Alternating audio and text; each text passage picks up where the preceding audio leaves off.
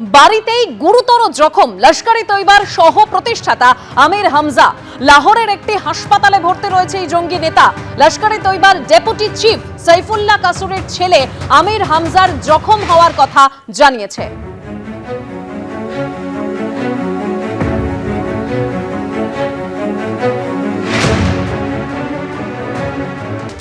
এবার প্রধানমন্ত্রী নরেন্দ্র মোদীর হস্তক্ষেপ চেয়ে বিজেপির দপ্তরে গেলেন চাকরিহারা শিক্ষকরা।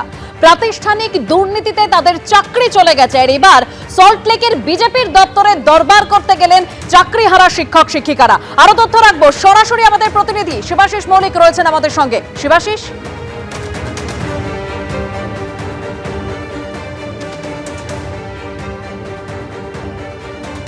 বিকাশ ভবন চত্বরে কিন্তু অবস্থান চলছে চাকরিহারা শিক্ষক শিক্ষাকর্মীদের, এবং তারা তাদের চাকরি ফেরত চেয়ে এতদিন বিকাশ ভবনের সামনে তারা অবস্থানে ছিলেন, অবস্থান চলছে।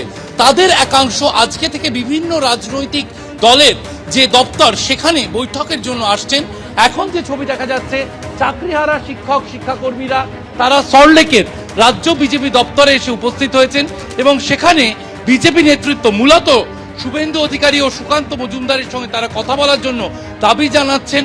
আজ বিকেলে কংগ্রেসের শুভঙ্কর সরকারের কাছে তারা যাবেন, তিনি তাদের সময় দিয়েছেন এমনটা জানিয়েছেন। সিপিএম নেতৃত্বের সাথেও তারা কথা বলার চেষ্টা করছে, এমনকি মুখ্যমন্ত্রী মমতা বন্দ্যোপাধ্যায়ের সাথে যোগাযোগ করা হয়েছে এমনটাও তারা জানিয়েছেন। তারা তাদের বক্তব্য তুলে ধরছেন। থাকা উচিত। আমার প্রথম প্রশ্ন, যে আপনারা তো সব রাজনৈতিক দলের কাছে আবেদন রাখছেন, বিজেপির কাছে কি আবেদন? বিজেপির কাছে আমরা এসেছি যেহেতু রাষ্ট্রপতি এবং প্রধানমন্ত্রীর সঙ্গে আমরা দেখা করার জন্য অনুমতির জন্য তাদের কাছে ব্যবস্থা করার জন্য বলছি। কারণ এই ব্যবস্থা মুখ্যমন্ত্রী, বিরোধী দলনেতা মাননীয় শুভেন্দু অধিকারী এবং রাজ্য বিজেপির সভাপতি, কেন্দ্রীয় মন্ত্রী, তিনি ব্যবস্থা তারাই করতে পারেন। মুখ্যমন্ত্রীর সঙ্গে কথা হবে বলেছে। আমরা জগন্নাথ চট্টোপাধ্যায়ের সাথে যোগাযোগ করেছিলাম, তিনি বললেন 4-5 জন প্রতিনিধি নিয়ে আসুন। আমরা কম সংখ্যায় এসেছি, কারণ দুর্নীতিগ্রস্ত রাজ্য সরকারের বিরুদ্ধে লড়াই নবান্নমুখী আন্দোলন, নবান্নমুখী হবে, কালীঘাটমুখী হবে, এটা নিশ্চিত।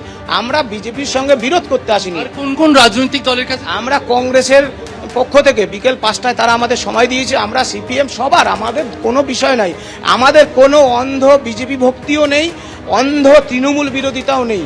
আমাদের চাকরিটা বাঁচাতে হবে। মুখ্যমন্ত্রীর কাছে আপনারা মেল করে? হ্যাঁ, মুখ্যমন্ত্রীকে চিঠি পাঠিয়েছি, মুখ্য সচিবকে এবং মুখ্যমন্ত্রীর সচিবালয়ে আমরা চিঠি পাঠিয়েছি। তারা মুখ্যমন্ত্রী যেন আমাদের সাথে আলোচনায় বসেন।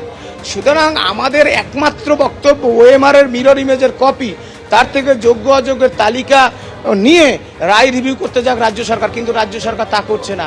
আমরা সেই দাবিতে আন্দোলনে আছি, আমরা জয় নিয়েই বাড়ি ফিরব। দেবস্মিতা, যে ছবি দেখা যাচ্ছে, তারা প্রতিনিধি দল হিসেবে তারা বেশ কয়েকজন এসেছেন, এবং তাদের বক্তব্য অনুযায়ী বিকাশ ভবনের যে অংশ যারা একেবারে শিবাশিস, অর্থাৎ প্রতিটি রাজনৈতিক দলের কাছেই তারা যাচ্ছেন, কারণ তাদের অর্থাৎ চাকরিহারা শিক্ষক শিক্ষিকাদের দাবি একটাই, তারা তাদের চাকরি ফেরত চায়।